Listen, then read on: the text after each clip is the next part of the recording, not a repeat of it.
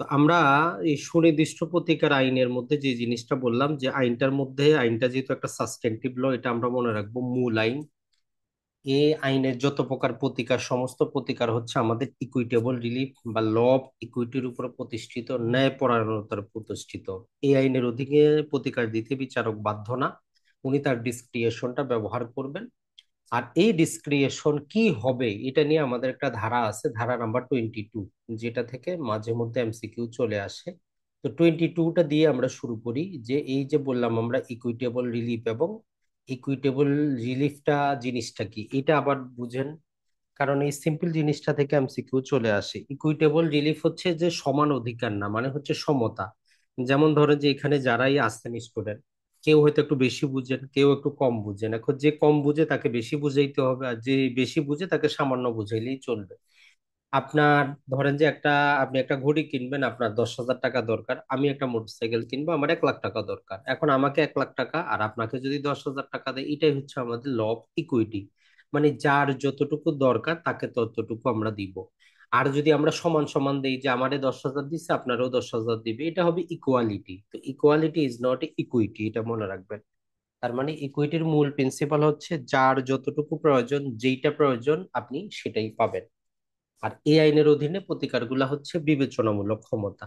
এখন এই 22 নম্বরে বলতেছে, এই যে আমরা আইনের মধ্যে এতবার পড়বো যে বিবেচনামূলক ক্ষমতা, বিবেচনামূলক ক্ষমতা, তাইলে এই বিবেচনামূলক ক্ষমতা মানে কি? বিচারকের মন খারাপ আপনাকে জামিন দিল, বিচারকের মন ভালো আপনাকে ডিক্রি দিল, এমন যাতে না হয়। বলতেছে এই বিবেচনামূলক ক্ষমতা বিচারক তার বিচারিক মন মানসিকতা প্রয়োগ করবে, সেখানে আইনের যত নীতি আছে, লিগ্যাল প্রিন্সিপাল গুলা প্রয়োগ করবে, উচ্চ আদালতের বিভিন্ন নজির গুলা প্রয়োগ করবে, এইগুলা সে প্রয়োগ করবে। এটারই বলতেছি আমরা কি বিবেচনামূলক ক্ষমতা, যাতে আপিল করলে উচ্চ আদালত কি করতে পারে, যে কোন গ্রাউন্ডে, কোন আইনের অধীনে বিচারক রিজেক্ট করলো বা কোন আইনের অধীনে ডিক্রিটা দিল, এটা যাতে কি করা যায়, আপিলে নিষ্পত্তি করা যায়। তাহলে এটা হচ্ছে আমাদের ধারা 22, যে ডিসক্রিশনারি ক্ষমতা জিনিসটা কি।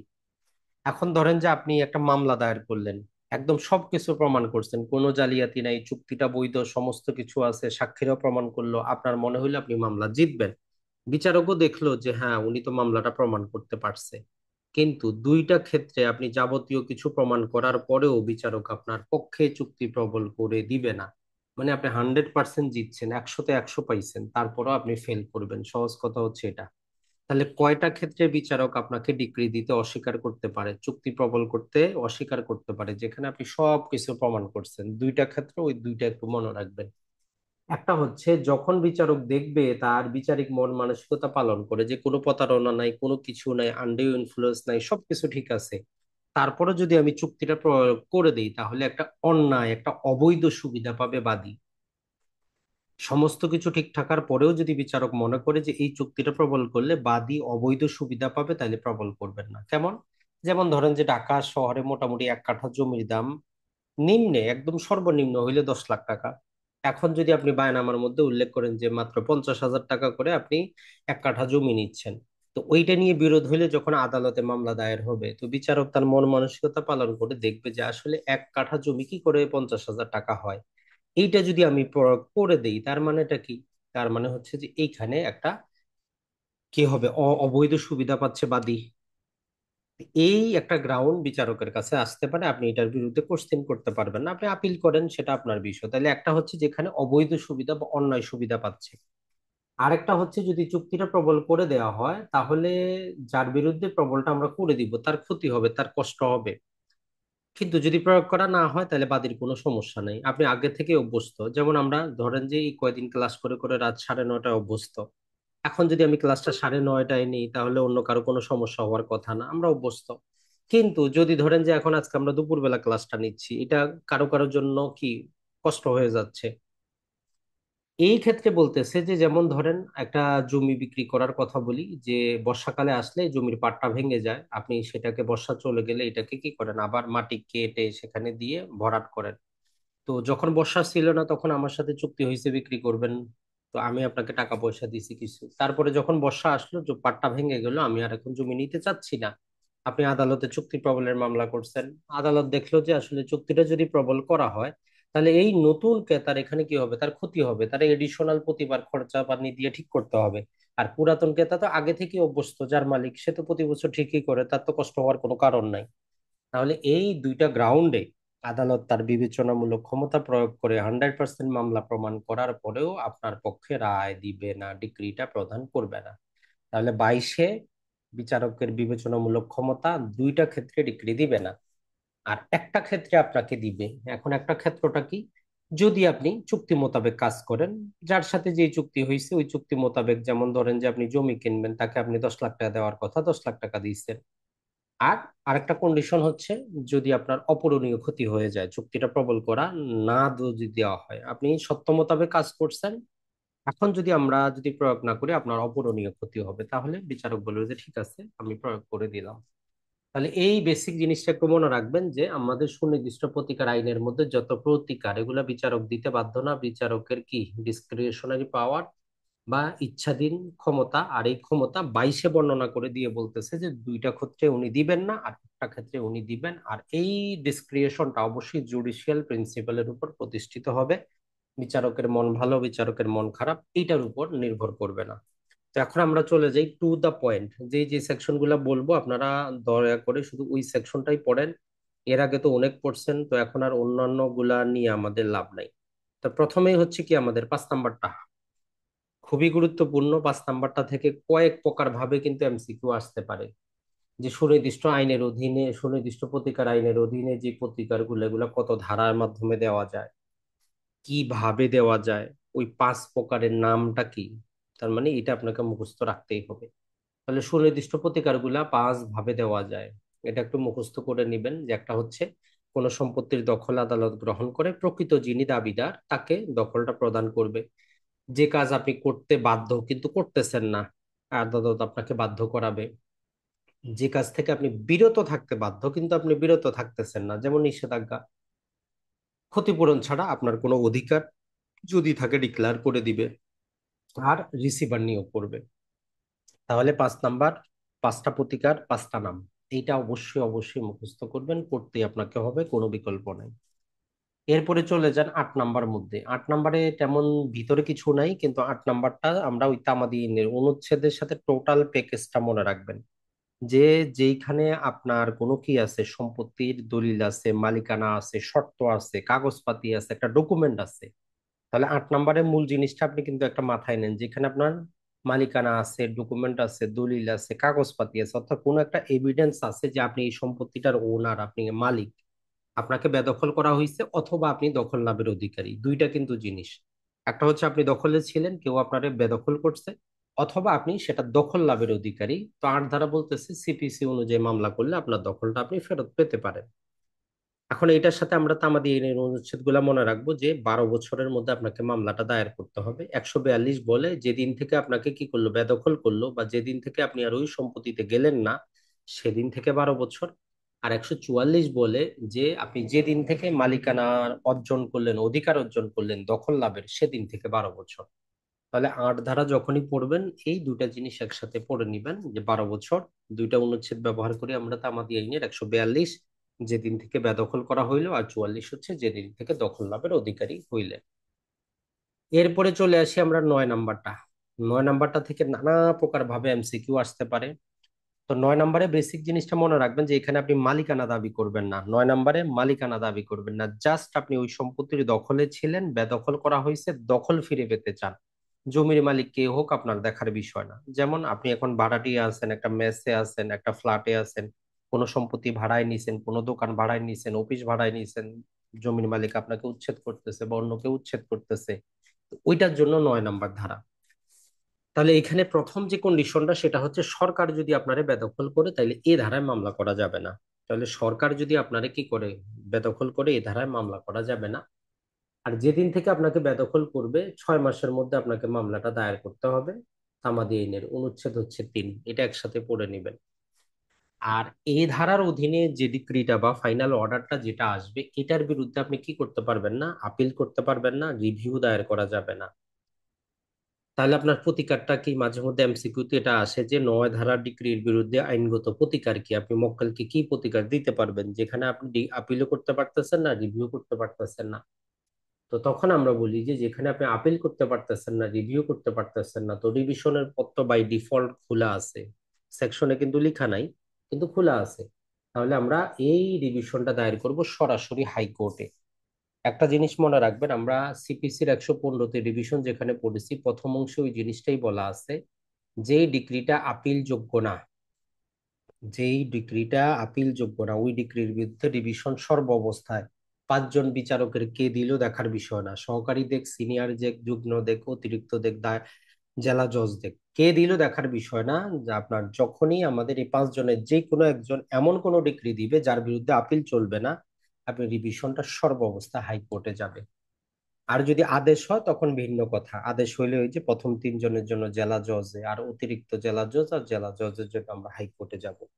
তাহলে 9 ধারাতে অনেকগুলা কথা আছে, একটু জেনে শুনে বুঝে মুখস্থ করবেন এবং অ্যান্সার করার চেষ্টা করবেন। এখন আপনার বেসিক একটা এমসিকিউ দিতে পারে যে 9 ধারায় যার সম্পত্তির মালিকানা আছে, যিনি মালিক, উনি মামলা দায়ের করতে পারবে কিনা। তো এখানে আপনাকে বুঝতে হবে যে 9 ধারায় আপনি মালিক হইলেও মামলা করতে পারবেন, কিন্তু মালিকানা দাবি করবেন না, আপনি কে বেদখল করা হয়েছে এই শর্তে আপনি মামলাটা দায়ের করবেন। অর্থাৎ আপনি একটা সম্পত্তির মালিক ছিলেন এরকম, আপনার দলিল পত্র সবই আছে, কেউ আপনারে বেদখল করছে। এখন 8 ধারায় মামলা তো আপনি দায়ের করতে পারবেন 12 বছরে, কোর্ট ফিটা একটু বেশি। 9 ধারায় দ্রুত এবং তাৎক্ষণিক আপনি প্রতিকার পেতে পারেন যদি 6 মাসের মধ্যে মামলাটা দায়ের করেন। কিন্তু মামলায় আপনি মালিকানার যদি প্রশ্ন নিয়ে আসেন, খারিজ হবে মামলা। মামলায় জাস্ট আপনাকে বেদখল করা হয়েছে, আপনি দখলে ফেরত যেতে চান, এতটুকু প্রমাণ করতে হবে। তাহলে এই টিকি প্রশ্নটা মনে রাখবেন যে 9 ধারায় মূল মালিক যিনি, যিনি সম্পত্তির মালিক, উনিও মামলা দায়ের করতে পারে, তবে শর্ত হচ্ছে যে উনি আদালতে চাবেন কি শুধু দখলটা, মালিকানা দাবি করবেন না। 9 ধারায় কেউ মালিকানা দাবি করলে মামলাটা খারিজ হবে। সহজ কথা হচ্ছে এটা, 9 ধারায় মালিকানা দাবি করা যাবে না, তাহলে মামলাটা খারিজ হবে, আপনি প্রতিকার পাবেন না।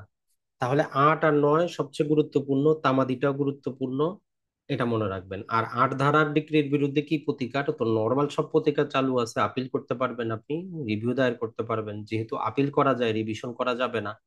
এটা মনে রাখবেন, যেহেতু 8 ধারা আমরা আপিল করতে পারতেছি, আপিলের মধ্যেই আমাদের সবকিছু চলে আসে, তো আপনি রিভিশন আর কেন করবেন। কিন্তু 9 ধারায় যেহেতু আইনই বলে দিচ্ছে যে আপিল করা যাবে না, রিভিউ করা যাবে না, তো বাই ডিফল্ট আমরা বলি যে আমি এখন করবোটা কি, তো বাই ন্যাচারাল আমরা রিভিশন দায়ের করব। তাহলে 8 আর 9 এই দুইটা সবচেয়ে বেশি গুরুত্বপূর্ণ। দেখেন 10 নম্বরটা কিছুই নেই, পড়ারও কোনো কাজ নাই। 10 নম্বরে হচ্ছে কোনো মুভেবল প্রপার্টি যদি কারো কাছ থেকে আপনি উদ্ধার করতে চান, তাহলে আপনি মামলা দায়ের করতে পারেন, আপনি উদ্ধার করতে পারবেন। কিন্তু 11টা সবচেয়ে বেশি গুরুত্বপূর্ণ, 11টা।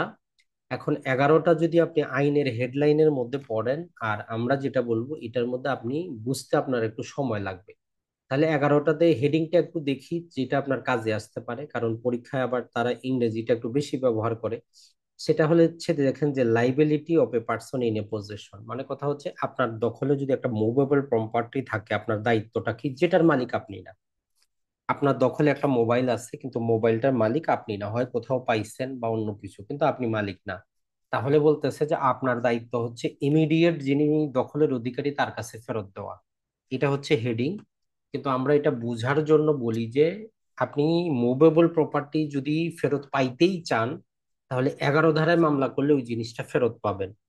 কারণটা হচ্ছে যে আইনের একটা বেসিক নিয়ম হচ্ছে, যদি আপনার সেটা কি হয়, মুভেবল প্রপার্টি হয়, তার বিরুদ্ধে আপনি কি করতে পারবেন, তার বিরুদ্ধে টাকা পয়সা ক্ষতিপূরণটা যথাযথ ক্ষতিপূরণ, এটা একটু মনে রাখবেন। অস্থাবর সম্পত্তি যেটা আছে, মুভেবল প্রপার্টির পরিবর্তে যদি আদালত আপনাকে টাকা পয়সা দেয়, আইনের প্রিজাম্পশন হচ্ছে একদম 100% ঠিক আছে, কোনো সমস্যা নেই, মানে যথাযথ প্রতিকার, এডিকুয়েট রিলিফ। কিন্তু যদি সেটা স্থাবর সম্পত্তি হয়, আইনের নিয়ম হচ্ছে কি, যে টাকা পয়সা যথাযথ প্রতিকার না, ওই জমিটাই লাগবে। এইটা হচ্ছে বেসিক নিয়ম। তাহলে এখন আমরা মুভেবল প্রপার্টি যদি ফেরত পাইতেই চাই, যে না আমার ওই জিনিসটাই লাগবে, আইনের প্রিজাম্পশন হচ্ছে যে আপনার জিনিসটা আমরা দিব না, টাকা দিব। কিন্তু 11ই বলতেছে যে আপনি যদি এই 4টা জিনিসের কোনো একটা জিনিস প্রমাণ করতে পারেন আদালতে, তাইলে ওই মুভেবল জিনিসটা আপনি ফেরত পাবেন। তাহলে 11 ধারার মূল জিনিসটা কি, যেখানে আপনি সম্পত্তির মালিক না, আপনার দখলে একটা সম্পত্তি আছে, ইমিডিয়েট যিনি দখলের অধিকারী তার কাছে দিবেন। এখন যিনি তো যেই ব্যক্তিটা দাবি করবে সে তো আদালতে মামলা করবে। তাহলে সে যখন মামলা করবে, এই 4টা কারণের কোনো একটা কারণ তাকে আদালতে প্রমাণ যদি সে করতে পারে, তাহলে ওই জিনিসটা পাবে। এক নাম্বার, সে যদি দেখাইতে পারে যে ওই মুভেবল প্রপার্টিটা সে একজন জিম্মাদার হিসাবে আপনাকে দিছে, অথবা তার আপনি একজন প্রতিনিধি বা এজেন্ট, এইটা কন্ডিশন।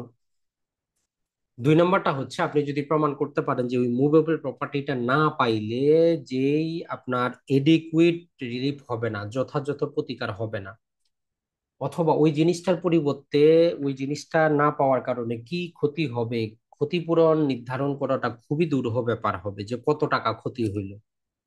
আর চার নম্বর বলতেছে যদি জিনিসটা আপনার কাছ থেকে অন্যায়ভাবে কেউ নিয়ে নেয়, তাহলে আপনি মামলা দায়ের করতে পারবেন। কিন্তু আমরা এখানে আপনাদের জন্য ধারা 11, ধারা 12, ধারা 54 তিনোটা একসাথে নিয়ে এসেছি, তিনোটার কথাবার্তা এক, শুধু হেডিংটা ভিন্ন। 11তে কি, মুভেবল প্রপার্টি কোন চারটা গ্রাউন্ডে ফেরত পাবেনই পাবেন। 12তে বলতেছে কোন চারটা গ্রাউন্ডে চুক্তিটা প্রবল হবেই হবে। আর 54টা বলতেছে যে কোন পাঁচটা গ্রাউন্ডে নিষেধাজ্ঞা পাবেনই পাবেন। তো এদের ভিতরে তিনটা জিনিস কিন্তু কমন, তো এর জন্য আপনি বারবার মুখস্থ না করে একসাথে যদি পড়েন, একবার মুখস্থ করলেই চলবে। তাহলে আমরা প্রথমে যে চারটা জিনিস দেখলাম, একটা হচ্ছে কি, যদি আপনার মুভেবল প্রপার্টিটা যার কাছে আছে সে যদি আপনার কোনো ট্রাস্টি হয়, জিম্মাদার হয়, বা প্রতিনিধি বা এজেন্ট হয়, তাহলে আপনি ফেরত পাবেনই পাবেন। আর যদি এর পরিবর্তে টাকা পয়সা দেয়, এটা যথাযথ প্রতিকার হবে না, এটা প্রমাণ করতে পারেন। অথবা এইটা না পাইলে যে ক্ষতিপূরণটা দেওয়া হবে, কত টাকা ক্ষতি হইলো এটা নির্ণয় করাটা যদি দুরূহ হয়, আর যদি অন্যায়ভাবে আপনার কাছ থেকে নেওয়া হয়। তো এখন এই চুক্তি প্রবলের চারটাও আপনি যদি একটু দেখেন, যে বলতেছে যে চুক্তির কোনো অংশ সম্পূর্ণ বা আংশিক যদি জিম্মাভুক্ত হয়, এরপরে বলতেছে যদি চুক্তিটা প্রবল না হইলে কি ক্ষতি হবে তার কোনো মানদণ্ড না থাকে, যদি টাকা পয়সা দিয়ে ক্ষতিপূরণটা না হয়, যথাযথ এডিকুয়েট রিলিফ যদি না হয়। তাহলে এই যে তিনটা জিনিস দেখেন, এই তিনটা আর এই তিনটা একই, এখানে পার্থক্যের কিছুই নেই। 11 ধারায় যে তিনটা পড়লেন, 12 ধারা তিনটা একই। শুধু 4 নাম্বারটা একটু ব্যতিক্রম, যে ক্ষতিপূরণ পাওয়া যাবে না, এটা প্রমাণ করতে পারলে চুক্তি প্রবল হবে। আর এইখানে ছিল যে অন্যায়ভাবে কি হয়ে গেছে, অন্যায়ভাবে সেটা নেওয়া হয়েছে।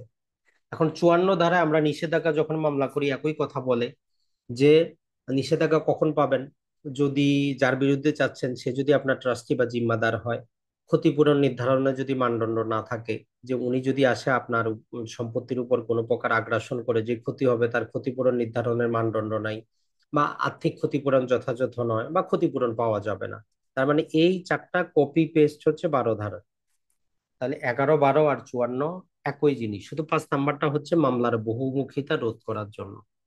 তাহলে অবশ্যই আপনি যে কাজটা করবেন, 11, 12 আর 54 আর একটু হেডিংটা বুঝেন। 11তে হচ্ছে যে মুভেবল প্রপার্টি, এই চারটা গ্রাউন্ডের কোন একটা গ্রাউন্ড দেখাইলে আপনি ওটা ফেরত পাবেনই পাবেন, আশাটা বেশি। 12তে হচ্ছে এই চারটা ক্ষেত্রে আদালত চুক্তি প্রবল করবে, করার সম্ভাবনা বেশি। আর 54তে হচ্ছে এই পাঁচটা ক্ষেত্রে আপনি নিষেধাজ্ঞা পাইতে পারেন। তো অনেক ক্ষেত্রে আপনার এমসিকিউ আসে 54 ধারার ক্ষেত্রে, যে কয়টা ক্ষেত্রে আদালত ইনজাংশন মঞ্জুর করে, 5টা ক্ষেত্র। এখন যদি আসে যে কয়টা ক্ষেত্রে আদালত কি করে চুক্তি প্রবল করে, তাহলে 4টা ক্ষেত্র। এখন এই 11টাতে ক্ষেত্রে যদি দিয়ে দেয় আপনার, যে কয়টা ক্ষেত্রে লাইবিলিটি থাকে একজন, যে কোনো একটা প্রপার্টি হোল্ডারের, এই চারটা হচ্ছে আপনার লাইবিলিটি। আশা করি এইটা যদি আপনি পাশাপাশি রাখেন আপনার জন্য ইজি হবে, বুঝতে পারছেন। তো এখন আমরা চলে যাই আমাদের 12 থেকে 30টা, আমরা একটু শেষে দেখি, কারণ এটাতে অনেক ঝামেলা আছে, শেষের গুলা দেখে দেই তাহলে আপনার জন্য। কারণ 12 থেকে 30 দেখতে গেলে মাথাটা কিন্তু ঘুরে যায়, অনেক সময় সীমা আছে, অনেকেরই মনে থাকে না। তো এখন আমরা চলে যাই সুনির্দিষ্ট প্রতিকার আইনের 31 ধারা, যেটা আপনাকে পড়তেই হবে, যেটার কোনো বিকল্প নাই। এটার ইংরেজিটাও মনে রাখবেন, দলিল সংশোধন মানে রেকটিফিকেশন অফ ইনস্ট্রুমেন্ট। অর্থাৎ দলিলে যদি কোনো প্রকার ভুল ভ্রান্তি হয়, কন্ডিশন কয়টা, কন্ডিশন হচ্ছে দুইটা, হয় আপনি কোনো ভুল প্রমাণ করবেন, মিস্টেক হয়েছে উভয় পক্ষের, এখানে কিন্তু এক পক্ষের না। যদি আপনাকে একটা অপশন দেয় যে নিচের কোনটি দলিল সংশোধনের গ্রাউন্ড, এক পক্ষের ভুল, উভয় পক্ষের ভুল, দলিলে প্রতারণা, অথবা অন্য কোনো কারণ, তাহলে ওই যে উভয় পক্ষের ভুলটাই হবে কিন্তু আপনার সঠিক অ্যান্সার। তাহলে ভুলটা দুই পক্ষের হইতে হবে, মিউচুয়াল মিস্টেক হইতে হবে, উভয় পক্ষ ভুল করছে। এক পক্ষের ভুল হইলে 31 ধারার প্রতিকার নাই। অথবা প্রতারণা হয়েছে, একটা ফ্রড হয়েছে, এই ভুল অথবা প্রতারণার কারণে দলিলে আপনি যেটা দেখাইতে চাচ্ছেন, দলিলে যে উদ্দেশ্যটা ছিল সেটা ব্যাহত হয়েছে। তাহলে দলিল সংশোধনের মূল ভিত্তি হচ্ছে দুইটা, একটা হচ্ছে ভুল প্রমাণ করবেন অথবা প্রতারণা প্রমাণ করবেন। মামলা কতদিনে করবেন, তামাদি আইন বলতেছে 3 বছরে করেন, যেদিন থেকে দেখতে পারবেন, জানতে পারবেন, অথবা ভুল দলিলটা আপনার বিরুদ্ধে ব্যবহার করা হবে। ধারা হচ্ছে কত আমাদের 31, অনুচ্ছেদ হচ্ছে কত আমাদের, অনুচ্ছেদটার জন্য আপনি এই 96টা, অনেকেই ভুল করে, 96 নম্বর হচ্ছে অনুচ্ছেদ। তাহলে 31 শুধু এইটাই যথেষ্ট, আর কিছু লাগবে না। তাহলে দলিল সংশোধন। এরপরে চলে আসি আমরা চুক্তির অর্থ, রেসিশন অফ কন্ট্রাক্ট। এই রেসিশন শব্দটা মনে রাখবেন, রেসিশন অফ কন্ট্রাক্ট মানে চুক্তি রদ বা চুক্তি বাতিল। ধারা হচ্ছে 35, তামাদি হচ্ছে আমাদের 1 বছর, অনুচ্ছেদ হচ্ছে 114। তো এই ক্ষেত্রে একটা চুক্তি বাতিলের জন্য কয়টা গ্রাউন্ডের প্রয়োজন আছে, এখানে আমরা 3টা গ্রাউন্ড দেখতেছি, এটা একটু মনে রাখবেন। একটা হচ্ছে চুক্তিটা যদি বাতিলযোগ্য চুক্তি হয়, ভয়েডেবল চুক্তি হয়, অথবা টার্মিনেবল বা অবসায়নযোগ্য চুক্তি হয়। উম, বাতিলযোগ্য চুক্তি আর অবসায়নযোগ্য চুক্তির মধ্যে মেইন পার্থক্য যদি আমরা বলি, বাতিলযোগ্য চুক্তি আপনি চুক্তি আইনের যদি কোনো কন্ডিশন যদি ফুলফিল না করে, তাহলে ওটা বাতিলযোগ্য হয়। আর চুক্তির মধ্যে যদি কোনো কন্ডিশন থাকে যে এই কাজটা না করলে চুক্তিটা বাতিল হবে, সেটা হচ্ছে টার্মিনেবল বা অবসায়নযোগ্য। এটা জাস্ট বেসিক পার্থক্য। বাতিলযোগ্য চুক্তি আইনের কোনো কন্ডিশন পূরণ করে নাই, তার মানে সেটা হচ্ছে বাতিলযোগ্য। আর অবসায়নযোগ্য হচ্ছে চুক্তির মধ্যেই কন্ডিশন আছে যে এতদিনে কাজ না করলে চুক্তিটা বাতিল হবে, এরকম চুক্তি। আরেকটা হচ্ছে যে যেই চুক্তিটা অবৈধ হয়ে যাচ্ছে এর জন্য দায়ী হচ্ছে বিবাদী বেশি দায়ী। আর 3 নম্বর হচ্ছে আদালত চুক্তি প্রবলের মামলায় আপনাকে টাকা পয়সা জমার জন্য নির্দিষ্ট সময় দিচ্ছে, আপনি টাকা পয়সা দিচ্ছেন না, তাহলে আদালত ওই চুক্তিটা বাতিল করে দিবে। তাহলে এই 3টা হচ্ছে একটা চুক্তি রদ করার, যদি আমরা বলি, 3টা ক্ষেত্র। এখন এর পাশাপাশি আমরা চুক্তি প্রবল থেকে শুধু 2 লাইন মুখস্থ রাখবো, যে চুক্তি প্রবলও দুইটা পাশাপাশি রাখবেন, চুক্তি প্রবলও 1 বছর, চুক্তি বাতিলও 1 বছর। চুক্তি প্রবল 113 অনুচ্ছেদে, চুক্তি বাতিল 114 অনুচ্ছেদে, তার মানে দুইটাই পাশাপাশি রাখবেন। আর এটা 2004 সালে সংশোধন করা হয়েছে, যেটা 2005 সাল থেকে কার্যকর হয়েছে। আগের সময়সীমা ছিল 3 বছর। টোটাল প্যাকেজটা মনে রাখবেন। অনেক ক্ষেত্রে তারা দিয়ে দেয় যে চুক্তি প্রবলের মামলায় পূর্বে কত বছর তামাদি ছিল। আপনি তো জানেন এখন 1 বছর, তো পূর্বে কত বছর ছিল? পূর্বে ছিল 3 বছর। এখন আসি দলিল বাতিল, 39 নম্বর ধারা। এটা তো সময়সীমা কত? 3 বছর। তামাদির অনুচ্ছেদ, 3টা অনুচ্ছেদ ব্যবহৃত হয়, 91, 92, 93। তো মূল কথা, দলিল বাতিল শুনলে আপনি অ্যাটলিস্ট এতটুকু নিয়ে আসবেন যে 3 বছর। 91, 92, 93, 3টা আমরা অনুচ্ছেদ পাবো। নর্মালি আমরা ব্যবহার করি 92, যেদিন থেকে দলিলটা আপনার বিরুদ্ধে ব্যবহার করা হইলো বা আপনি জানতে পারলেন জাল দলিল হয়েছে। তাহলে এর ভিত্তি কয়টা, কোন কোন দলিলগুলো আমরা বাতিল করব? একটা হচ্ছে যে যেটা বাতিল দলিল, যেটা অলরেডি বয়েড দলিল, সেটা আমরা। আরেকটা হচ্ছে যেটা বয়েডেবল, বাতিলযোগ্য। এই 2 প্রকারের দলিল বাতিলের জন্য আমরা মামলা দায়ের করব। এরপরে ডিক্লারেটরি সুট বা ঘোষণামূলক মামলা, ইংরেজিটা মনে রাখবেন, ঘোষণামূলক মামলা। এখানে মূল জিনিস যেটা, সেটা হচ্ছে যে আপনার কোনো লিগ্যাল ক্যারেক্টার, আইনগত চরিত্র। যেমন আপনি মিস্টার করিম সাহেব, আপনি একজন টিচার, আপনি একজন ছাত্র। এখন আপনার ভার্সিটি আপনার ছাত্র মানতেছে না, আপনি ওই ভার্সিটিতে টিচার টিচার মানতেছে না। আপনার নামের সমস্যা, আমি বলতেছি আপনার নাম এইটা না, আপনি এই ব্যক্তির ছেলে দাবি করতেছেন, সে বলতেছে সে আমার ছেলে না। তার মানে আপনার যে আইনগত, আইন আপনাকে যে একটা চরিত্র দেয়, ক্যারেক্টার দেয়, সেই ক্যারেক্টারটা যদি কেউ অস্বীকার করে, অথবা কোনো প্রপার্টির অধিকার যদি কেউ অস্বীকার করে, তবে 42 ধারায় মনে রাখবেন, যেই সম্পত্তিটা আপনার দখলে আছে, আপনার কাছে আছে, সেইটা অস্বীকার করলে 42 ধারায় জাস্ট ডিক্লারেশন চাপ। কিন্তু যেই সম্পত্তি আপনার দখলে নাই, ওইটার জন্য আমাদের ওই 8 ধারাতে আমরা যাব। এইটা জাস্ট মনে রাখবেন।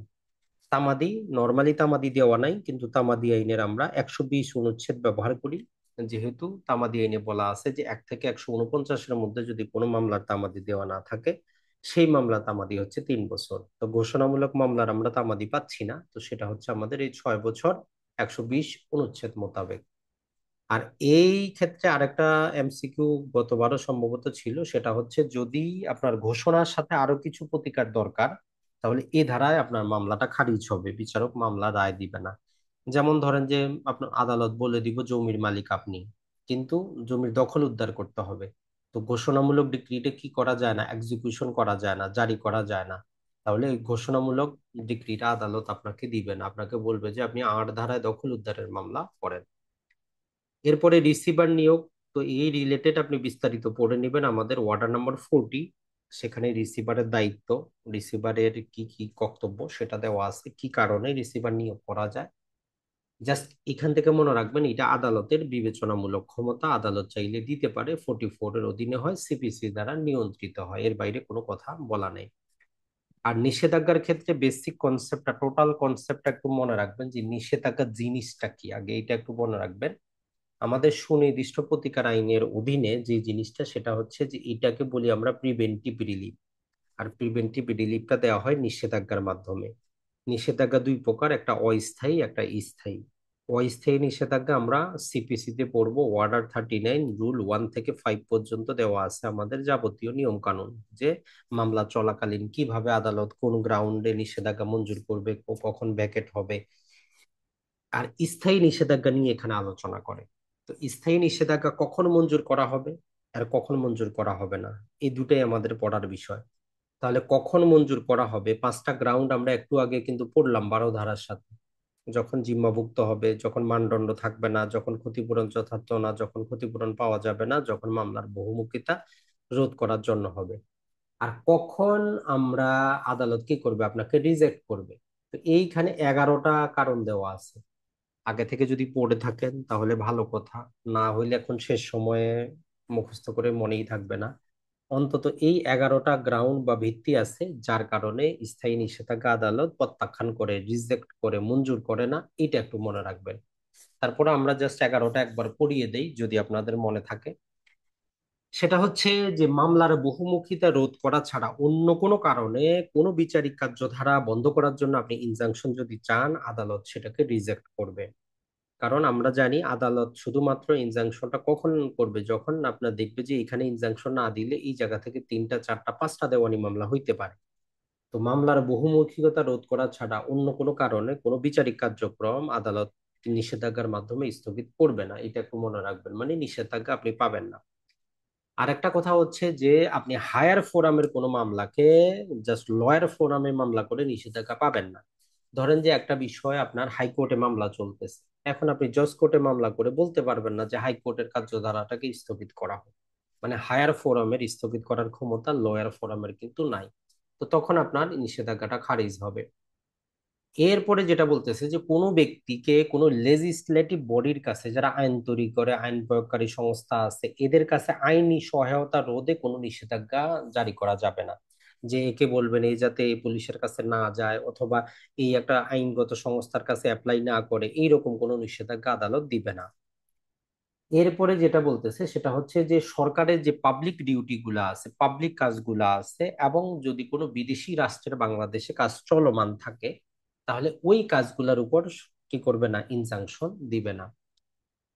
5 নম্বরে বলে যে ক্রিমিনাল প্রসিডিং, ফৌজদারি কোনো মামলার ক্ষেত্রে কোনো প্রকার ইনজাংশন আমরা পাবো না। তাহলে ফৌজদারি কার্যধারা স্টপ করার কোনো আমরা ইনজাংশন পাবো না। আর 6 নম্বর বলতেছে যে যেই চুক্তিটা সুনির্দিষ্টভাবে প্রবল করা যায় না, 12 থেকে 30 আমরা পড়বো যে কোন চুক্তিটা কখন প্রবল করা যায়। যেই চুক্তিটা সুনির্দিষ্টভাবে প্রবল করা যায় না, ওইটা যদি আমি ভঙ্গ করি, আপনি নিষেধাজ্ঞার মামলা দায়ের করলে আদালত কি করবে না, আপনাকে প্রতিকার দিবে না, মানে রিজেক্ট করবে। কারণ ওইটা তো সুনির্দিষ্টভাবে কার্যকরী করা যাচ্ছে না, তো এটা ভঙ্গরোধ করার নিষেধাজ্ঞা দেওয়া সম্ভব না। এরপরে যেটা, সেটা হচ্ছে যে একটা জিনিস পাবলিক নিউসেন্স কিনা, আপনার বাড়ির পাশে একটা গার্ডেন আছে, সবাই বাচ্চারা আসে খেলাধুলা করে, এখন এটা পাবলিক নিউসেন্স হবে কি হবে না, কনফিউশন থাকলে নিষেধাজ্ঞা দিবে না। এরপরে হচ্ছে যে বাদীর নীরবতায় যদি কোনো একটা জিনিস ভঙ্গ হতে থাকে বারবার, যেমন ধরেন যে আপনার বাড়ির পাশে, ঠিক আছে, একটা খালি জায়গা পড়ে আছে, আমি সেখানে গিয়ে প্রতিদিন কি করি, মোটরসাইকেল পার্ক করি, গাড়ি পার্ক করি, আপনি কিছু বলেন না, নীরব থাকেন।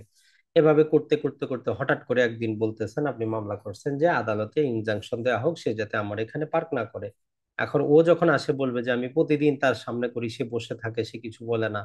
তার মানে যেখানে আপনার নীরবতার কারণে, আপনার একাধিক বারবার নীরব থাকার কারণে একটা জিনিস ভঙ্গ হচ্ছে, তখন আদালত আপনাকে পক্ষে রায়টা দিবে না। আর 9 নাম্বার যেটা বলতেছে যে যদি কোনো একটা বিষয় অল্টারনেটিভ প্রতিকার যদি অ্যাভেলেবল থাকে, নিষেধাজ্ঞা দেওয়া ছাড়াই যদি অন্য কোনো প্রতিকার সম্ভব হয়, তাইলে নিষেধাজ্ঞা দিবে না। আর যদি যিনি মামলাটা নিষেধাজ্ঞার জন্য দায়ের করেছেন উনি অথবা ওনার এজেন্টের যদি আদালতের ব্যবহারটা আদালতে বৈরী ব্যবহার করে, অর্থাৎ আদালত যেই ডকুমেন্ট, যে দলিল দস্তাবেজ সমস্ত কিছু চাচ্ছে সময় মতো না দেয়, না আসে, অর্থাৎ আদালতের সাথে যদি হোস্টাইল সে আচরণ করে, তখন আদালত নিষেধাজ্ঞা দিবেন না। আর 11 বলতেছে যে আসলে ব্যক্তিগত যদি আপনার কোনো স্বার্থ যদি না থাকে, আপনার অবশ্যই অবশ্যই আমরা জানি দেওয়ানি মামলায় লোকাল স্ট্যান্ডাই থাকতে হয়। মামলার ক্ষেত্রে আপনার একটা ইন্টারেস্ট থাকতে হয়। ফৌজদারি মামলা যে কেউ দায়ের করতে পারে, কিন্তু দেওয়ানি মামলা করতে হলে ওই মামলাতে বা ওই বিষয়ে আপনার কি থাকতে হবে, একটা স্বার্থ থাকতে হবে, একটা ইন্টারেস্ট থাকতে হবে, আইনের ভাষায় যাকে বলে যে লোকাল স্ট্যান্ডাই থাকতে হবে। এটা যদি না থাকে আদালত রিজেক্ট করবে। তাহলে এই 11টা যদি আগে পড়েন, আরেকবার পড়ে মুখস্থ রাখবেন। আর যদি মুখস্থ না থাকে টেনশনের কারণ নাই, শুধু এই যে 11টা ক্ষেত্রে আদালত মঞ্জুর করে না, 5টা ক্ষেত্রে করে, এতটুকু মনে রাখবেন। তো এখন আমরা চলে যাই আমাদের আর 12 থেকে 30। তো এটার মধ্যে মনে রাখবেন 12 থেকে 30-এ যদি খুব ঝামেলা মনে হয় 2টা থেকে 3টা জিনিস পড়বেন, বাকিগুলো বাদ দিতে পারেন। কিন্তু আগে যদি আপনি পড়ে থাকেন, জাস্ট একটু রিভিশনটা করে নেবেন, এটা একটু মনে রাখবেন। তো আমরা এখন দেখি 12 থেকে 30-এ আমাদের কোন জিনিসটা বলছে। 12 থেকে 30 আমাদের বলতেছে যে চুক্তি প্রবল। তো এটার ক্ষেত্রে প্রথমেই মনে রাখবেন যে টোটাল চুক্তিটা প্রবলের মামলা দায়ের করতে হবে। 12 ধারার কথা হইল সম্পূর্ণ চুক্তির জন্য আবেদনটা করতে হবে, টোটাল চুক্তি হোল ক্লেম করতে হবে। আংশিক ক্লেম 12 ধারা আংশিক ক্লেম 12 ধারা বলতেছে প্রবল করা যাবে না। আর আংশিক যদি করতে হয় আপনার মামলাটা 13 ধারায় নিয়ে যাবেন, 14 ধারায় নিয়ে যাবেন, 15-তে নিয়ে যাবেন, 16-তে নিয়ে যাবেন। আর 17 বলতেছে যে এই যে 13, 14, 15, 16 যত প্রকার আংশিক চুক্তি বাস্তবায়নের কথা বললাম, এর বাইরে কোনো আংশিক চুক্তি কি হবে না, কার্যকর করা যাবে না। তাহলে বেসিক নিয়ম হচ্ছে টোটাল চুক্তির বিষয়বস্তু নিয়ে মামলা দায়ের করতে হবে। 13 বলতেছে যে কি আংশিক করা যাবে, 14 বলতেছে আংশিক করা যাবে, 15 বলতেছে আংশিক করা যাবে, 16 বলতেছে করা যাবে। এখন আমাদের এমসিকিউর জন্য এই যে 13, 14, 15, 16-র ভিতরে কি আছে এগুলো দরকার নেই।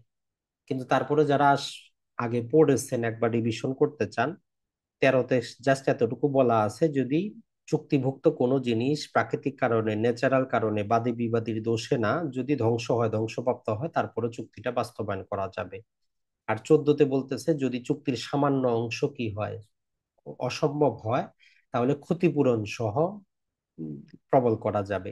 আর 15-তে বলতেছে যদি চুক্তির বড় অংশ যদি সম্ভব না হয়, তাহলে শুধু একজন মামলা দায়ের করতে পারবে, উনি হচ্ছেন যে কি, যিনি হচ্ছেন ক্রেতা, অর্থাৎ যিনি চুক্তিটার অবিবাদী পক্ষ, শুধু উনি মামলা দায়ের করতে পারবেন, তবে উনি কোনো ক্ষতিপূরণ চাইতে পারবেন না। আর 16-তে বলতেছে একটা চুক্তির মধ্যে যদি পৃথক স্বতন্ত্র জিনিস থাকে, যেমন 100 কেজি চাল, 100 কেজি ডাল দেওয়ার কথা, এখন চাল যদি দিতে না পারেন এর মানে এই না যে ডাল দিবেন না। তার মানে চুক্তির মধ্যে যখন একাধিক স্বতন্ত্র জিনিস থাকবে, একটা সম্ভব না হইলেও আরেকটা করা যাবে। আর 17 বলে যে এই চুক্তির বাইরে কোনো চুক্তি আংশিকভাবে প্রবল করা যাবে না। তাহলে আগে এই বেসিক জিনিসটা জানবেন, তাহলে আপনার কাছে ইজি মনে হবে যে আমরা টোটাল চুক্তির মধ্যে যা কিছু আছে সবকিছু প্রবলের মামলা দায়ের করব। তবে 13, 14, 15, 16 এখানে স্পেশাল কন্ডিশনে আংশিক চুক্তি প্রবল করা যায়। আর 17 বলে যে এই আংশিক চুক্তির ধারাগুলার কন্ডিশন বাদ দিয়ে অন্য কোনো ভাবে আংশিক চুক্তি প্রবল সম্ভব না। এখন আমরা যদি দেখি, আমরা চুক্তি নিয়ে কথা বলতেছি, তো দেখেন তাইলে কোন চুক্তিটা আমরা বাস্তবায়ন করতে পারবো। 4টা অবস্থার কথা বলা আছে যে এই 4টা অবস্থা যদি চুক্তির মধ্যে নিতে পারি তাইলে চুক্তিগুলো বাস্তবায়ন হবে। অলরেডি আমরা 4টা অবস্থা পড়ছি। তাহলে কিছু চুক্তি আছে যেগুলো প্রবল করা যাবে না। তাহলে 8 প্রকারের চুক্তি আছে, বা চুক্তির মধ্যে 8টা অবস্থা যদি চলে আসে, তখন ওই চুক্তিটা আর কি করা যাবে না, সুনির্দিষ্টভাবে কার্যকর করা যাবে না। আপনার দায়িত্ব হচ্ছে ভিতরে গুলা যদি মনে নাও থাকে, অ্যাটলিস্ট কয়টা অবস্থা ওইটা একটু মনে রাখবেন। তাহলে 12 ধারায় 4টা অবস্থা, 12 ধারার বিপরীত প্রবল করা যাবে না, দ্বিগুণ হচ্ছে তাহলে 8টা অবস্থা, এটা একটু মনে রাখবেন। এখন এই 12 ধারার 4টা অবস্থা অলরেডি আপনার মুখস্থ থাকার কথা। যে যদি কি হয়, জিম্মা হয়, যদি মানদণ্ড না থাকে, যদি ক্ষতিপূরণ এডিকুয়েট রিলিফ না হয়, যদি ক্ষতিপূরণ না পাওয়া যায়, এই সমস্ত গ্রাউন্ড দেখাইলে আদালত বলবে যে ঠিক আছে চুক্তি প্রবল করে দিলাম। আর এই 8টা অবস্থা যদি আগে থেকে আপনার মুখস্থ থাকে, পড়েন, এখন শেষ অবস্থায় মুখস্থ করতে পারবেন না। তবে একটা শুধু মনে রাখতে পারেন যে যদি কোনো চুক্তির কাজ একটানা 3 বছরের বেশি করতে হয়, তাহলে আদালত ওই চুক্তিটা প্রবল করবে না। এইটুকু একটু মনে রাখতে পারেন, 3 বছর একটু সময়সীমা। আর 21-এর একটা সেকশন যুক্ত করা হয়েছে যেটা থেকে বারবারই এমসিকিউ করে, জায়গা জমির বায়না দলিল রিলেটেড স্পেশাল একটা কন্ডিশন দিয়ে বলতেছে আমরা যদি কারোর সাথে জমি কেনার জন্য বায়নাপত্র করি, আর যদি বায়নাপত্র অনুযায়ী জমিটা রেজিস্ট্রেশন না হয়, মানে বিক্রেতা যদি আপনাকে বিক্রি না করে, আপনি যখন আদালতে মামলা দায়ের করবেন, 1 নম্বর কন্ডিশন হচ্ছে বায়না দলিলটা যাতে রেজিস্ট্রেশন আইন অনুযায়ী নিবন্ধনকৃত হয়, এই কন্ডিশন ফুলফিল করতে হবে। তার মানে শুধু চুক্তি করলে হবে না, নোটারি করলে হবে না, মৌখিক চুক্তিতে হবে না, বায়না দলিল রেজিস্টার্ড হতে হবে। 2 নম্বর কন্ডিশন হচ্ছে বায়নাতে বাকি যে টাকা উল্লেখ আছে যে পরবর্তীতে দিবেন, ওই টাকাটা মামলা দায়ের করার সময় আদালতে জমা করতে হবে।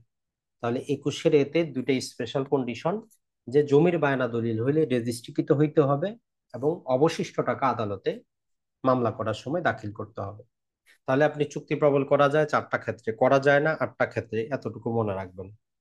এখন এই চুক্তিটার বাদীর কয়জন বাদী প্রতিকার পেতে পারে, মানে কোন কোন বাদীর জন্য আমরা চুক্তিটা প্রবল করতে পারবো আর কোন কোন বাদীর জন্য পারবো না। প্রথমে ছিল চুক্তি কোনটা করা যাবে করা যাবে না, এখন হচ্ছে যে চুক্তিটার মধ্যে কে প্রতিকার পাবে আর পাবে না, মানে বাদী কোন কোন বাদী প্রতিকার পাবে, কোন কোন বাদী প্রতিকার পাবে না। তো এখানে যদি আমরা দেখি 23 নম্বর সেকশনে আমাদেরকে বলে যে 8 রকমের বাদী আছে যারা প্রতিকার পেতে পারে। মানে এই 8 ধরনের ব্যক্তি মামলা দায়ের করলে সুনির্দিষ্ট প্রতিকার আইনের অধীনে ডিক্রি পেতে পারে। আর পাবে না কয়জন, এটা একটা ধারার মধ্যে নাই। 24-এ বলতেছে যে 4টা ক্ষেত্রে পাবে না, 25-এ বলতে 4টা ক্ষেত্রে পাবে না, 26-এ বলতেছে যে 4টা ক্ষেত্রে পাবে না। এখন যদি আপনি এর আগে পড়ে থাকেন তাইলে ভিতরের কন্ডিশন গুলা পড়বেন, যদি এর আগে পড়ে না থাকেন এখন শেষ সময় আর মুখস্থ করে কোনো লাভ নাই, জাস্ট সেকশনটা মনে রাখতে পারেন যে 24-এ 4টা কারণ আছে যার কারণে ওই বাদী যদি মামলা দায়ের করে সে প্রতিকার পাবে না, ডিক্রি পাবে না।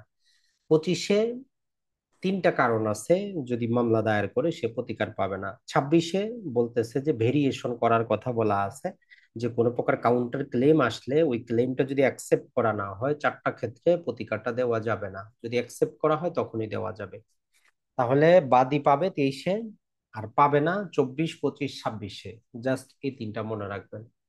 এখন আসি বিবাদী, কার বিরুদ্ধে আপনি প্রতিকারটা পাবেন, কার বিরুদ্ধে আপনি ডিক্রি হোল্ডার হইতে পারবেন বিবাদীরা। তো 27-এ বলতেছে যে 5 জন ব্যক্তি আছে এদের বিরুদ্ধে আমরা কি পাবো, এই বিবাদীর বিরুদ্ধে প্রতিকারটা আমরা পাবো।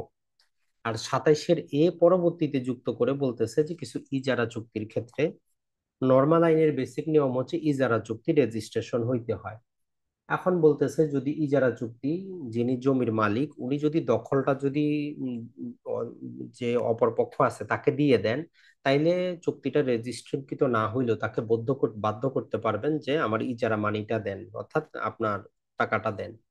আর যিনি জমিটা চাষাবাদ করবেন গ্রহীতা, ওনার দখলে যদি সম্পত্তিটা থাকে, তাইলে চুক্তি যদি রেজিস্ট্রিকৃত নাও হয় উনি আইনগতভাবে এতটুকু প্রতিকার পাবেন, যিনি ইজারাদাতা তাকে বাধ্য করতে পারবেন যে কি করেন আপনি জমিটা অন্য কোথাও দিতে পারবেন না, জমিটা আমি চাষাবাদ করব। তাহলে ইজারাদাতা টাকা আদায় করতে পারবে, ইজারা আর গ্রহীতা জমিটা তার কাছে রাখতে বাধ্য করতে পারবে যদি রেজিস্ট্রিকৃত নাও হয়, স্পেশাল নিয়ম। তাহলে আমরা 27টা একটু মনে রাখার চেষ্টা করব যে কাদের বিরুদ্ধে যায়। আর 28 বলতেছে যে কাদের বিরুদ্ধে যায় না, কোন বিবাদীর বিরুদ্ধে আপনি সুনির্দিষ্ট প্রতিকার কার্যকর করতে পারবেন না। ওইখানে 3টা বিবাদীর 3টা স্পেশাল কন্ডিশন দেওয়া আছে। আগে যদি পড়েন মুখস্থ করবেন, আর না হইলে দরকার নাই, শুধু 6টা ক্ষেত্র এখন মনে রাখেন।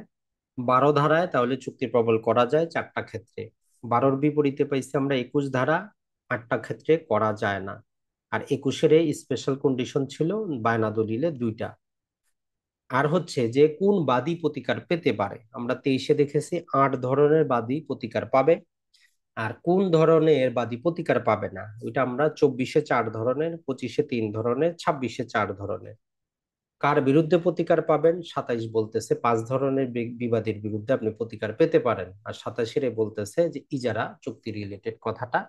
আর 28-এ বলতেছে যে 3 ধরনের ব্যক্তির বিরুদ্ধে, বিবাদীর বিরুদ্ধে কোনো প্রতিকার পাওয়ার আপনার সম্ভাবনা নাই, সুযোগ নাই। এইটা জাস্ট একটু মনে রাখবেন। এখন মাঝখান দিয়ে আরো কয়েকটা সেকশন একটু বাদ গেছে, ওইগুলো একটু আমাদেরকে দেখতে হবে, যেটা আমরা অলরেডি বলে দিয়েছি যে 12 ধারার মূল বিষয় হচ্ছে টোটাল চুক্তিটার জন্য আবেদন করতে হবে। আর 13 থেকে 16 হচ্ছে আংশিক চুক্তি যদি কার্যকর করতে চাই, ওই 13 থেকে 16-তে আমাদেরকে দেখতে হবে কোন ধারার অধীনে যাচ্ছে। আর এর বাইরে হইলে কিন্তু আমরা পাবো না। আর আপনি যখন এজ এ অ্যাডভোকেট হিসাবে কারো চুক্তি প্রবলের মামলা দায়ের করবেন, দেওয়ানি মামলার মূল বিষয়টা আমরা কি জানি, 2 নম্বর সুটের মধ্যে জানি আপনাকে হোল ক্লেম করতে হবে, কোনো কিছু বাদ দিলে পরে পাবেন না।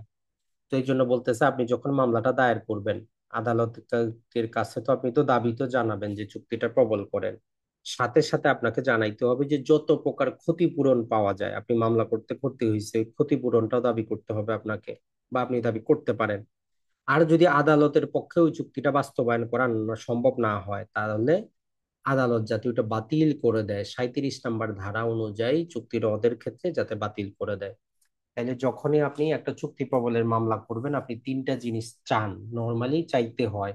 একটা হচ্ছে হয় আদালত চুক্তিটা প্রবল করে দেখ, প্রবলের পাশাপাশি আপনারে ক্ষতিপূরণ দেখ, আর যদি প্রবল না করতে পারে তাইলে আপনার চুক্তিটা বাতিল করে দেখ। তাইলে একটা চুক্তি প্রবলের মামলায় তিনটা প্রেয়ার থাকে, যে এটা কার্যকর হোক, সাথে আমাকে ক্ষতিপূরণ দেওয়া হোক, অথবা চুক্তিটা বাতিল করে দেওয়া হোক।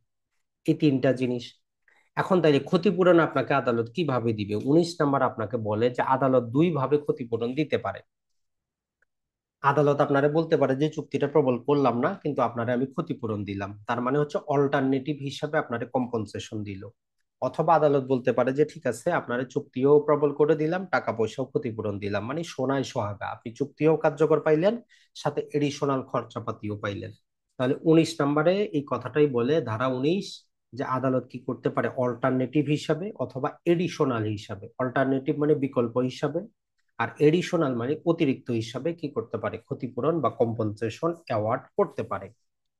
আরেকটা ধারা আছে যেটা 20 নম্বরটা, সম্ভবত এখানে দেওয়া নাই, 20 নম্বরটা জাস্ট একটা কথা বলে, জাস্ট বুঝে রাখবেন। সেটা হচ্ছে ধরেন যে আমি আর আপনি একটা চুক্তি করছি, বলছি যে কি যদি 1 মাসের মধ্যে আপনি টাকাগুলা না দেন, তাইলে এই 3 লাখ টাকা যেগুলো আপনি দিলেন এগুলো আমি রেখে দিব। তার মানে চুক্তিটা ভঙ্গ হইলে কি হবে, ওই চুক্তিতে লেখা আছে। তো 20 বলে যে চুক্তি ভঙ্গের ফলে কি ক্ষতিপূরণ হবে, এটা চুক্তিতে যদি লিকুইডেশন করা থাকে, লিখাও থাকে, এর মানে এই না যে আপনি ওই চুক্তিটা প্রবলের মামলা দায়ের করতে পারবেন না। আপনি চুক্তি প্রবলের মামলা দায়ের করতে পারবেন, তাতে কোনো সমস্যা হবে না। তাহলে 22 নম্বরটা অলরেডি আমরা ক্লাসের প্রথমেই পড়ে ফেলেছি, আদালত দুইটা ক্ষেত্রে কি করবে না, ডিক্রি দিবে না, আর একটা ক্ষেত্রে ডিক্রি দিবে। শুধু বাদ যাচ্ছে মাঝখানে আমাদের 18 নম্বর একটা সেকশন। 18 নম্বর একটা কথা বলে যে আপনি এমন ব্যক্তির সাথে চুক্তি করে বসে আছেন যার মালিকানা ত্রুটিপূর্ণ, ইমপারফেক্ট টাইটেল। এখন পারচেজার হিসেবে আপনার কি অধিকার থাকতে পারে? তো এর ভিতরে 4টা অধিকারের কথা বলা আছে। ওই 4টা অধিকার আপনি যদি আগে পড়ে থাকেন ভালো, আর নাইলে এখন নতুন করে পড়ার দরকার নেই। ওই 1 নম্বরে বলে যে যখন আপনি চুক্তি করছেন তখন তো তার মালিকানা ছিল না, বাবার জমি ছিল, সে আপনার সাথে বিক্রি করবে বলে চুক্তিবদ্ধ হয়েছে। সাবসিকুয়েন্টলি যদি সে মালিকানা অর্জন করে, মানে তার বাবা মারা গেল, সে উত্তরাধিকারী সূত্রে মালিক হইলো, এখন সে আর অস্বীকার করতে পারবে না যে চুক্তি করার সময় তো আমি মালিক ছিলাম না। আইন তাকে এই অজুহাতটা দিবে না, বলবে যে না, কি করেন আপনি, জমিটা বিক্রি করতেই হবে। অথবা যিনি চুক্তিবদ্ধ হয়েছেন তার অনুরোধে যদি কেউ কোনো একটা জিনিস পারফেক্ট করে দিতে বাধ্য থাকে, যেমন ট্রাস্টের ক্ষেত্রে দেখবেন যে যে কোনো একজন ট্রাস্টি যদি সম্পত্তি বিক্রি করে, অন্য ট্রাস্টিদের অনুমতির দরকার পড়ে, আর ট্রাস্টের নিয়ম বলতেছে যে তারা অনুমতি দিতে বাধ্য, তাইলে ক্রেতা হিসাবে আপনি কি করতে পারবেন, ওই তিনজনকে বাধ্য করতে পারবেন যে আসেন আপনি অনুমতিটা দিয়ে যান। আরেকটা হচ্ছে যদি কোনো সম্পত্তির মর্গেজকৃত থাকে, যদি সম্পত্তির দামের চাইতে মর্গেজের টাকার পরিমাণটা কম হয়, তাইলে আপনি বিক্রেতাকে বাধ্য করতে পারবেন যে আপনি কি করেন, মর্গেজটা আদালত থেকে রিডামশন করে নেন, ব্যাংক থেকে করে আমাকে আমার সেল ডিডটা করে দেন, এরকম আপনি বাধ্য করাইতে পারবেন। আর 4 নম্বর একটা কন্ডিশন বলে, যদি মালিকানার ত্রুটির কারণে যিনি সম্পত্তির বিক্রেতা উনি আদালতে চুক্তি প্রবলের মামলা করছে, মালিকানার ত্রুটির কারণে সেটা বাতিল হয়েছে, তাহলে যিনি ক্রেতা ছিলেন, পারচেজার ছিলেন, ওনার রাইট হবে যে উনি যেই টাকাটা আপনাকে দিছিলেন ওই টাকাটা পাবেন, ওই টাকার ক্ষতিপূরণ সুদ সহ পাওয়ার অধিকারী হবে। তাহলে 18তে এই 4টা জিনিস আমরা একটু পড়বো। এখন যদি আমরা জাস্ট একটু এই টোটাল জিনিসটা কিন্তু আমাদের শেষ, তাহলে সুনির্দিষ্ট প্রতিকার আইন যতটা কঠিন মনে হচ্ছিল আপনার, কঠিন হওয়ার তো আর আমরা কোনো কারণ দেখি না। তাইলে আপনি কোন জিনিসটা আরেকবার স্মরণ করবেন, আরেকবার শেষ সময় দেখবেন। তাহলে আপনি 5 ধারাটা দেখবেন, 5টা নিয়ম। 8 ধারাতে আপনি মালিকানা আছে, আপনি মামলা দায়ের করবেন। 9 ধারাতে আপনার মালিকানা নাই কিন্তু দখলে ছিলেন, আপনি উদ্ধার করবেন। 11 ধারাতে 4টা কারণ, 12তে 4টা কারণ, 54তে 5টা কারণ। এই তিনটা একসাথে পড়বেন, যেখানে মোটামুটি তিনটা জিনিস একই রকম। এরপরে যেটা মনে রাখবেন সেটা হচ্ছে 18 ধারায় আমরা 4টা কারণ পাবো, এরপরে হচ্ছে 21-এ আমরা 8টা কারণ পাবো, আর 21-এর বায়না রিলেটেড দুইটা স্পেশাল কথাবার্তা পাবো। 22 ধারাতে আমরা যে জিনিসটা পাবো, বিচারক দুইটা ক্ষেত্রে দিবেন, একটা ক্ষেত্রে দুইটা ক্ষেত্রে দিবেন না, একটা ক্ষেত্রে দিবেন। আর 23 ধারাতে 8টা ক্ষেত্রে বাদী প্রতিকার পায় না, আর 24, 25, 26 তিনটা একসাথে পড়বেন যে এই ক্ষেত্রে বিবাদী কি পায় না, এই সমস্ত বিবাদীর বিরুদ্ধে প্রতিকার, এই বাদীরা প্রতিকার পাবে না। তো 24-এ আছে 4 জন, 25-এ আছে 3 জন, 26-এ আছে 4টা ক্ষেত্র। এরপরে যদি আমরা দেখি 27-এ বলে যে কোন বিবাদীর বিরুদ্ধে প্রতিকার পাওয়া যাবে, আর 28-এ বলে যে আমাদেরকে কোন বাদীর বিরুদ্ধে প্রতিকার পাওয়া যাবে না। তো একটা সেকশন সম্ভবত বাদ গেছে, সেটা হচ্ছে 29। তো ওই 29টা আমাদের সিপিসির রেস জুডিকাটার মতো আচরণ করে, 11 নম্বরের মতো দোবারা দোষ হয়। মানে আপনি যদি একটা চুক্তি প্রবলের মামলা দায়ের করেন, যদি মামলাটা খারিজ হয়, তাহলে নতুন করে ওই চুক্তি ভঙ্গের জন্য ক্ষতিপূরণ মামলা দায়ের করতে পারবেন না। ওই কথাটাই বলে আমাদের 29। আশা করি কি বুঝতে পারছেন। তো বিষয়টা কি ক্লিয়ার কি হয়েছে মোটামুটি আপনাদের?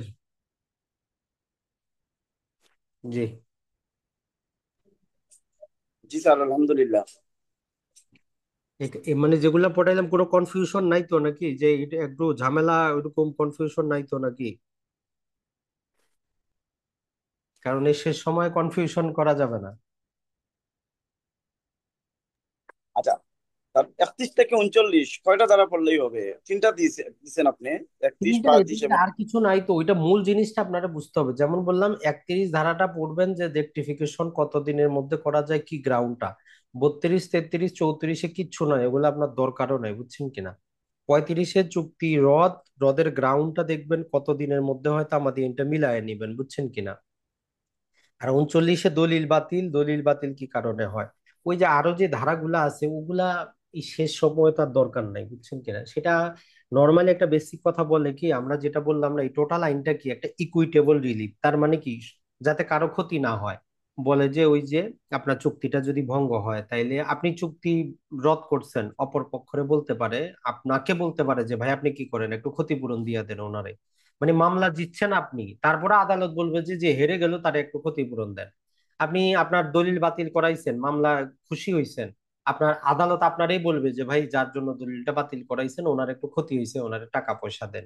এইগুলাই কথা আছে, এগুলা এখন আর শেষ সময় দরকার নাই, বুঝছেন কিনা। আর কিছু না।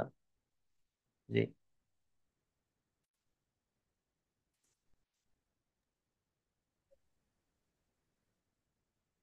তাহলে এখন